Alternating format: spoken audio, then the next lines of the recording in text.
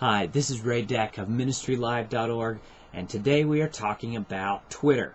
The title of the post is Twitter, what it is and why it's important to you. And if you don't know what Twitter is, maybe you've heard of it and you don't really understand it, or maybe you've never heard of it before at all, you should go to ministrylive.org and check out the post.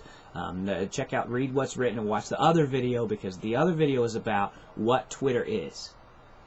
This video is about why Twitter matters to you, because inevitably whenever I explain Twitter to someone, I get one of 3 or 4 reactions, and they're all negative. Either I get, that's weird, or I get, I don't have time for that, or I get, I don't understand the point of that. It's something like that. I never get an instantaneous positive reaction when someone hears about Twitter for the first time, because truthfully, my reaction was negative when I heard about Twitter for the first time, because it just sounds weird. If you don't understand it, if you never have a chance to see it in action, to see it actually, the benefits of it, then it does sound a little bizarre.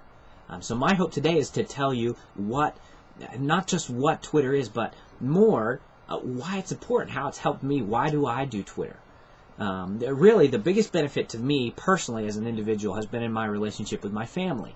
I have one brother who lives in Tennessee going to college. I have another brother in North Carolina, and my parents live in North Carolina.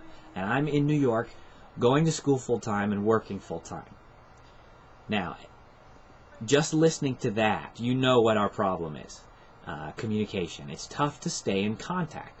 It's hard for me to remember to make a phone call on a regular basis, call my mom, call my brother.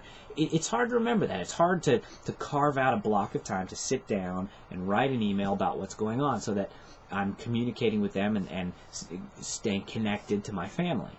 It's hard. Everyone has experienced what distance can do to relationships. It's just difficult. But what Twitter allows me to do is send out one text message that goes to hundreds of people who are interested, not just one text message to one person, and not spending a block of time making a phone call or writing a Facebook message or an email. Little snippets throughout the day that go out to hundreds of people instead of one block of time talking to one person. Now granted, it's not as deep as a phone conversation or an email, a specific individual email, but allows me to make connections with people that I maybe wouldn't have that fast a connection with, or that direct a connection with. I can keep in contact with my brother and see what he's doing in a day, what kind of school he's doing, what kind of homework he's got, and how the youth group, and I can keep in contact with those things and stay in the know in regards to his life and the general goings on there in North Carolina, because he Twitters about it. And I would have no way of knowing that, and I probably, if we're honest, wouldn't think to pick up the phone and call him and ask him those questions if I didn't have some prompting or some specific reason to go do that. So Twitter allows me to stay connected to people that I normally wouldn't. It allows me to keep relationships going that I maybe would neglect.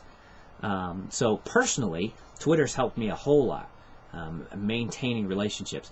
As far as ministry goes, Twitter has also helped me a great deal. I've seen it very effective with a small group setting or a youth group type setting.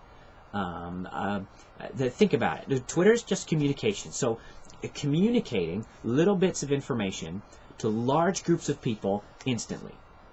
Think about how effective that could be for a youth group, for example. Communicating that an event has been canceled, or communicating a reminder.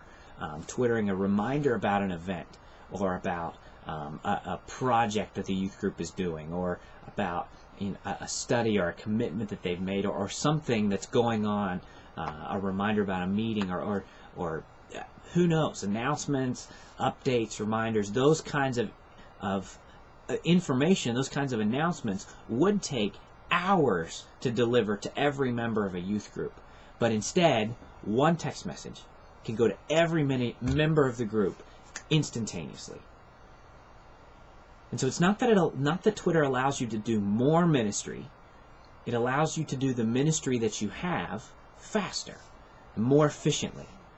So instead of spending his whole evening calling the members of his youth group telling them that the youth meeting or the youth event has been canceled, a youth pastor can send one text message, problem solved just like that. The other ministry benefit that I've seen is making unexpected connections.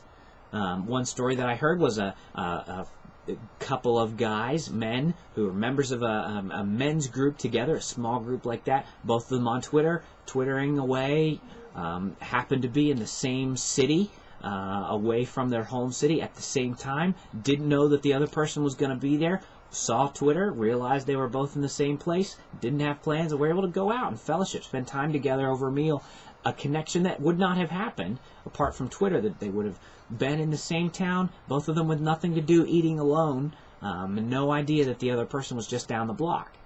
And so Twitter can, not only can it help you communicate to large groups of people instantly, it can also help you make unexpected connections.